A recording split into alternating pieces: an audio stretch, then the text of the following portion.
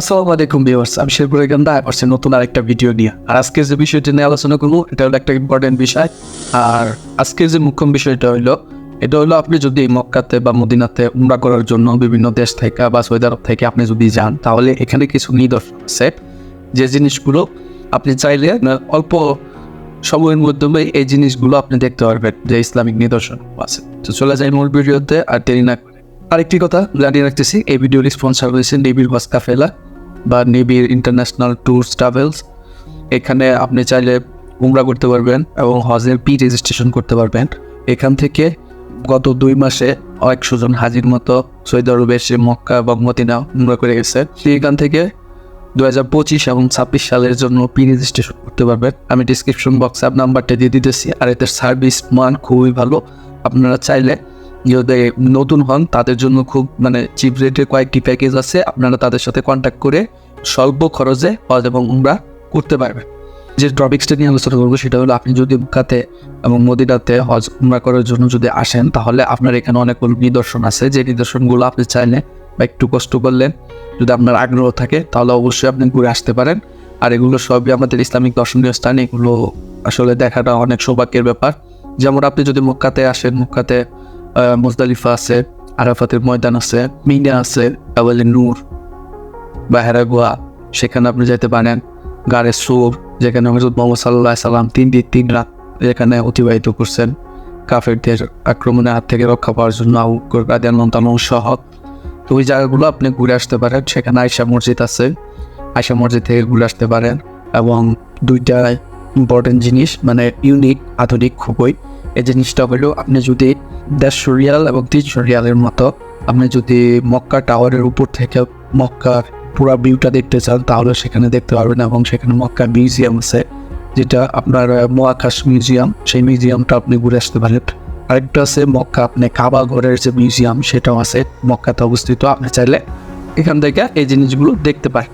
মদিনাতে অনেকগুলো নিদর্শন আছে, যে নিদর্শনগুলো মদিনাতে হুজুর পাক সাল্লাল্লাহু আলাইহি ওয়াসাল্লাম বেশি সময় অতিবাহিত করছেন এবং সেখানে অনেকগুলো ইসলামিক নিদর্শন রয়েছে। তার মধ্যে রয়েছে আপনার উহুদের পাহাড় বা উহুদের ময়দান, উহুদের যুদ্ধ যেখানে সংগঠিত হয়েছিল সেখানটা, আবু বকর মসজিদ, আলী মসজিদ, তারপরে কামামা মসজিদ, এগুলো সব হেরাম শরীফের সাথেই কাছাকাছি। আপনি চাইলে হাইটেও ঘুরে আসতে পারবেন। জুম্মা মসজিদ, তারপরে কেবলাতিন মসজিদ, মসজিদে কুবা, বেলাল মসজিদ, তারপরে খেজুর বাগান, সেখানে অনেক খেজুর বাগান আছে। আপনারা চাইলে সে খেজুর বাগানগুলো থেকে ঘুরে আসতে পারেন। তারপরে সবচেয়ে একটা নিদর্শন যেটা হলো জান্নাতুল বাকি, যেখানে আমাদের মহানবী সাল্লাল্লাহু আলাইহি সাল্লামের পুত্র এবং আমাদের মহানবী সাল্লাল্লাহু আলাইহি সাল্লামের মেয়ে ফাতেমা রাদিয়াল্লাহু তাআলা, তিনি সেখানে সাহিত্য আছেন। অনেক সাহাবীরা সেখানে সাহিত্য আছে এবং অনেক বড় একটা কবরস্থান এবং খুব গুরুত্বপূর্ণ একটি কবরস্থান।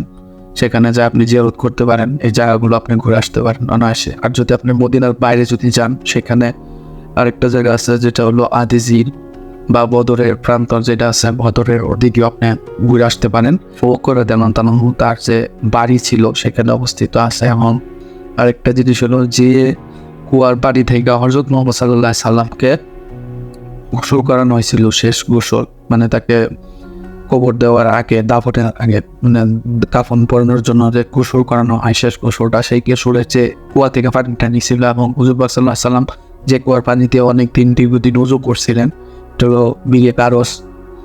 তো আল্লাহ পাক আমাকে নিচ্ছে ইনশাল্লাহ। এই জায়গাগুলো আপনি ঘুরে আসতে পারেন। আর একটা জিনিস, এটা হলো অবশ্যই খন্দকের যুদ্ধের ময়দান, খন্দকের ওখানে কয়েকটা মসজিদ আছে, সেই মসজিদগুলো আপনারা চাইলে ঘুরে আসতে পারেন। তুর্কি মসজিদ প্লাস তুর্কি রেল স্টেশন, বর্তমানে এটা তুর্কি মিউজিয়াম তৈরি করা হয়েছে, মিউজিয়াম করছে। এবং সেই সময়কার অনেক জিনিসপাতি, দাতব্য জিনিসপাতি, তরোয়াল, অস্ত্র শস্ত্র, অনেক কিছুই পুরাতন জিনিসপাতি আছে, এগুলো তারা সেখানে প্রতিস্থাপন করছে। তো এগুলো আজকে মূলত ভিডিওটা। যদি ভিডিওটা ভালো লেগে থাকে অবশ্যই লাইক, কমেন্ট, শেয়ার করে দেবেন।